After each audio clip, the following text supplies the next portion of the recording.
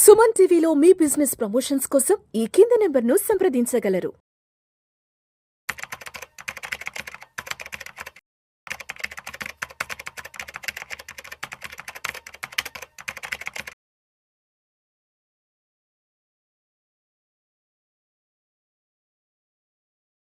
నమస్తే, welcome to Vishnu talks.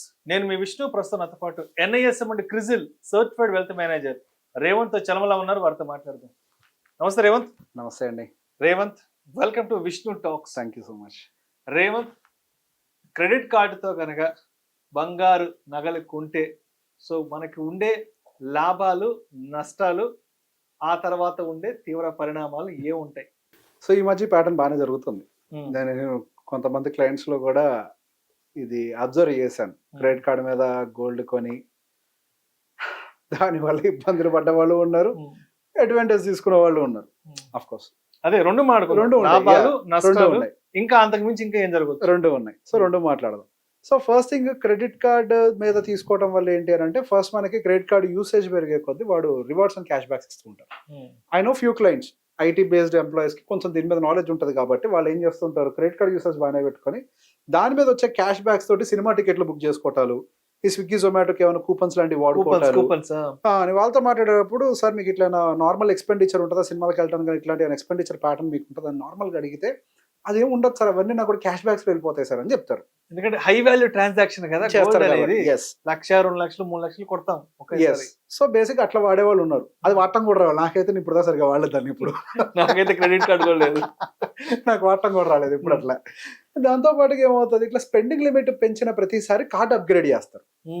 Spending limit పెరిగినప్పుడు card upgrade చేసినప్పుడు బోనస్లు చాలా ఇస్తారు. అంటే మన రేంజ్ పెంచుతాడు బ్యాంక్.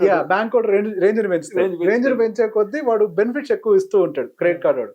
సో అదొకటి అడ్వాంటేజ్ ఉంటుంది. దాంతో పాటు బయస్ ప్రొటెక్షన్ కూడా జరుగుతూ ఉంటుంది. సహజంగా మనం ఏదైనా క్రెడిట్ కార్డ్ మీద ఏదైనా వస్తువు కొన్నప్పుడు అది దొంగతనం జరిగినా, డ్యామేజ్ జరిగినా బయర్ ప్రొటెక్షన్ అని చెప్పేసి క్రెడిట్ కార్డ్ ఒకటి ఇస్తూ ఉంటాడు. అది ఒకటి మంచి అడ్వాంటేజ్. అది నార్మల్గా అయితే మనకు ఆ బయర్ ప్రొటెక్షన్ దొరకదు. అండ్ దాంతో పాటు ఇన్ కేస్ మీకు ఏదన్నా 0 EMI ఇచ్చాడు అనుకోండి, కొన్ని బ్యాంక్స్ ఆఫర్ చేస్తూ ఉంటాయి. ఐ డోంట్ నో ఈ మధ్య ఇస్తున్నారు, నాకు నిన్న కాల్ వచ్చింది ఒకటి, సార్ మీ క్రెడిట్ కార్డ్ మీద 0 EMI ఉంది సార్ అని.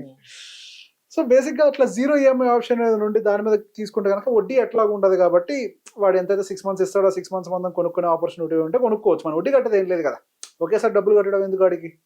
0 వడ్డీ ఉన్నప్పుడు ఏదైనా 299 399 ప్రాసెసింగ్ ఫీ ఉంటుంది, అది కట్టేసుకొని వాడుకునే ఆప్షన్ ఉంటే చేయొచ్చు. ఇవన్నీ అడ్వాంటేజెస్. సహజంగా ఈ సెగ్మెంట్లో సక్సెస్ఫుల్గా వాడే వాళ్ళు తక్కువ ఉంటారు. ఎందుకు, this need lot of discipline, planning, అసలు మనం కట్టగలుగుతామా లేదా, ఇట్లాంటివి చాలా ఆస్పెక్ట్స్ ఉంటాయి. యాక్చువల్గా ఇందులో డిసడ్వాంటేజెస్ ఎక్కువ ఉంటాయి. ఎందుకు ప్రాబ్లం అని అంటే, ఈక్వల్ గా పాయింట్స్ ఉన్నప్పటికీ డిసడ్వాంటేజ్ ఎట్లా వస్తుంది అంటే బిహేవియర్ లో వస్తుంది. సో ఈ డిసడ్వాంటేజెస్ ఏంటి, మనం గనక టైంకి కట్టలేకపోయామా 2 నుంచి 3 రూపాయలు వడ్డీ వేస్తాడు. నెలకి, అది సంవత్సరానికి కాదు. మహా గోల్డ్ పెరిగితే ఎంత పెరుగుద్ది, సంవత్సరానికి 10%, 11% పెరుగుద్ది. మీరు ఎంత కడతారు వడ్డీ? 36% కడతారు. లేదు దాన్ని EMI కన్వర్ట్ చేసుకున్నా, కొంతమంది ఇది కూడా చేస్తాడు, మంచి గోల్డ్ కొనుక్కున్నా ఈఎంఐలో పెట్టేసుకున్నాం తెలియగా అని. మీకు గోల్డ్ పెరిగితే 11% పెరుగుద్ది, మీరు దాని మీద ఒకవేళ EMI కన్వర్షన్ చేసుకున్న 18% వేస్తున్నాడు, 0 ఇంట్రెస్ట్ లేకపోతే. సో ఇది పెద్ద డిసడ్వాంటేజ్. అండ్ దాంతో పాటుగా ఇంకొక ప్రాబ్లం ఏంటి అని అంటే, ఛార్జెస్ పడతాయి.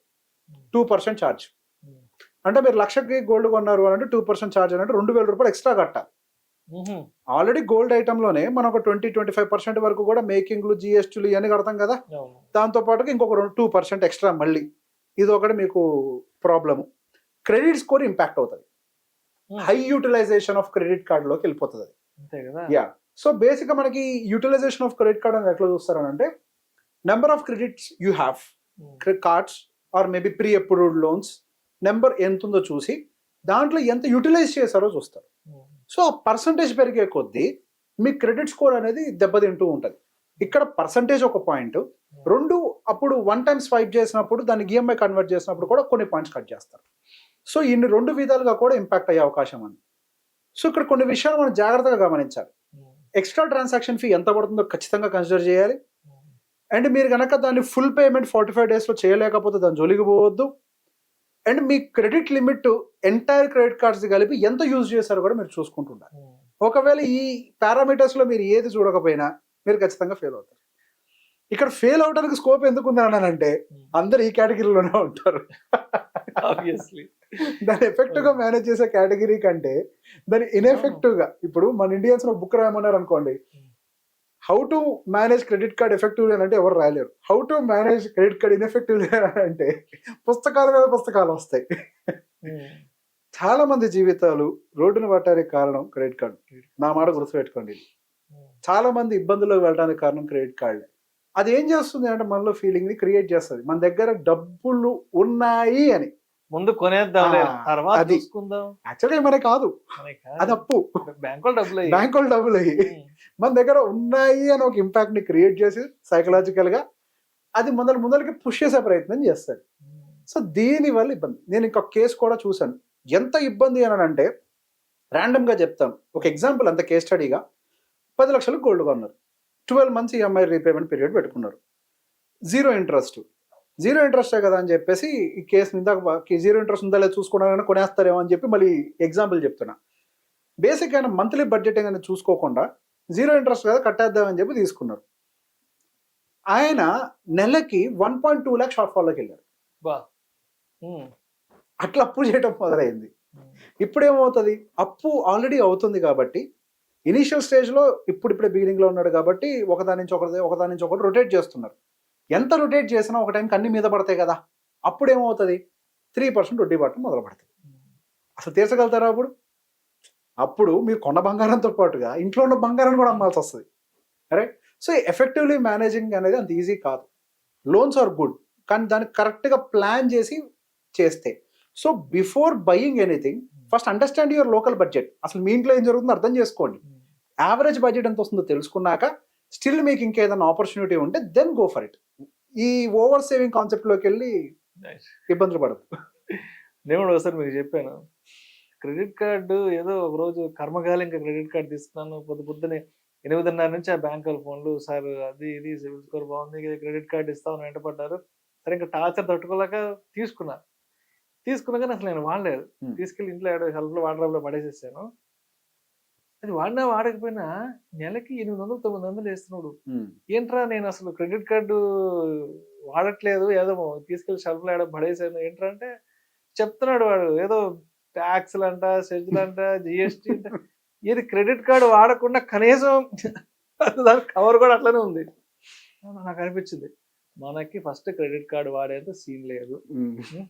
ఇది అంటే మనకు అంత అర్హత లేదు, మనకంత సీన్ లేదు అని చెప్పి తీసుకెళ్ళి క్రెడిట్ కార్డు వాళ్ళకి హ్యాండ్ ఓవర్ చేసి వదిలించుకున్నాను. ఈ కేసు మీకనే కాదు సార్, చాలా మందికి కూడా ఫేస్ అవుతున్నారు కాబట్టి ఒక చిన్న సింపుల్ గా చెప్పేస్తాదండి. అసలు ఫస్ట్ మల్టిపుల్ తీసుకోవద్దు. ఒక క్రెడిట్ కార్డు తీసుకొని మల్టిపుల్ తీసుకోవడం వల్ల కొన్ని సమస్యలు ఎదుర్కొంటాం. ఒకటి తీసుకొని యాడ్ ఆన్ కార్డు తీసుకొని మీ స్పౌస్కి ఇవ్వండి. సో ఒకటే క్రెడిట్ కార్డ్ బిల్ జనరేట్ అవుతుంది, యూసేజ్ చేయడం ఈజీ. ఒకవేళ లేదు మనకు అనుకోని సందర్భాల్లో 1-2 క్రెడిట్ కార్డ్స్ తీసుకున్నాము అని అంటే ఒక ఆటోపే పెట్టండి. It could be your monthly mobile recharge, wifi recharge, auto payment పెట్టేశారు అనుకోండి, అప్పుడు మంత్లీ యాన్యువల్ ఛార్జెస్ పడవు. మనకి యాన్యువల్ మెయింటెనెన్స్ ఛార్జెస్ పడ్డాయా మనం ఏం చేస్తాము, వాడట్లే కదా అని చెప్పి దాన్ని ట్రాకింగ్ లో పెట్టకుండా వదిలేస్తాం. ఎప్పుడైతే ట్రాకింగ్ లో పెట్టకుండా వదిలేస్తామో ముందు ఒక 600 రూపాయలు వాడు ఏఎంసీ వేస్తాడు సంవత్సరం తర్వాత, దానికి జిఎస్టీ ఇవన్నీ పడతాయి. మనం దాన్ని ఫస్ట్ మంత్ లో కట్టలేదు కాబట్టి దానికి ఒక 600-700 రూపాయలు పెనాల్టీ వేస్తాడు. ఈ లూప్ కంటిన్యూ అయ్యి సంవత్సరానికి ఒక 5-6-7 వేల రూపాయల వరకు కూడా ఒక పెనాల్టీ పెద్దదే కనిపిస్తుంది. ఇక్కడ ఏమవుతుంది, అది మీ సిబిల్ స్కోర్ లో రిఫ్లెక్ట్ అవుతుంది. మరి మీరు సిబిల్ స్కోర్ గురించి మాట్లాడుతున్నా ఇంకో గుర్తొచ్చింది, ఈ మధ్య సిబిల్ స్కోర్ లేదని పీటల మీద పెళ్లి కూడా చూసాను నేను కూడా. జస్ట్ ఫ్యూ డేస్ బ్యాక్ ఇక్కడ మహారాష్ట్రలోనే ఏమో బ్యాడ్ స్పెండింగ్ బిహేవియర్ వల్ల కాసేపట్లో పెళ్లి కాబోతుంది అనగా అసలు ఈ అబ్బాయి ఫైనాన్షియల్స్ ఏంటి అని వాళ్ళ పేరెంట్స్ ఒకసారి చెక్ చేస్తే విపరీతమైన ఈఎంఐలు, సిబిల్ స్కోర్ చాలా అంటే చాలా తక్కువ ఉందంట. ఇంకా దెబ్బకి ఈ అబ్బాయికి ఫైనాన్షియల్ డిసిప్లిన్ లేదు. పొరపాటున మా అమ్మాయిని కానీ ఈ అబ్బాయికి ఇచ్చే ఉంటే రేపు కనీసం ఏదైనా అవసరం నిమిత్తం బ్యాంకుకి లోన్ వెళ్తే కనీసం ఏ బ్యాంకు కూడా లోన్ ఇచ్చే పరిస్థితులు లేదు ఈ పిల్లవాడికి అని చెప్పి పెళ్లి కూడా క్యాన్సిల్ చేసుకుంటే, ఇన్ని రోజుల నుంచి మంచి జాబ్ లేకపోతే పిల్లని ఇవ్వరను, కార్ లేకపోతే పిల్లని ఇవ్వరను, లేకపోతే మంచి బంగ్లా లేకపోతే పిల్లల్ని ఇవ్వరను, ఇప్పుడు దాకా జరిగింది.